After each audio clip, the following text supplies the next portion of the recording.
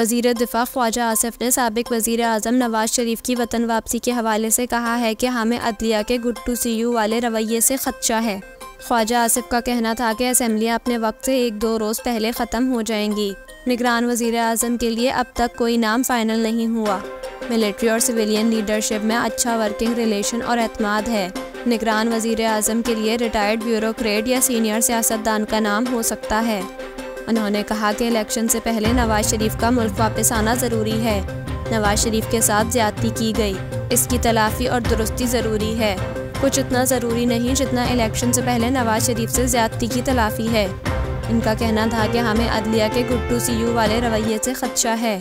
हमें खदशा है कि ये सिलसिला किसी और तरफ ना चल पड़े। जो कुछ चंद माह में सामने आया है, अदलिया का जो रवैया सामने आया है, इनमें दरारें हैं। इस फिज़ा में कैसे अपने लीडर को हवाले करें।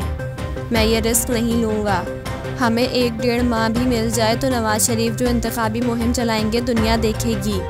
वज़ीर दिफ़ा ने कहा कि वर्कर्स 3.5 साल से इंतज़ार कर रहे हैं कि नवाज शरीफ वापस आएँ। नवाज शरीफ को किसने टारगेट किया? हामिद खान ने कहा कि फ़ैसला हो चुका था, अदालत के ज़रिए सुनाया गया। उनका कहना था कि IMF का प्रोग्राम ना मिलता तो मुआशी तबाही का खदशा था।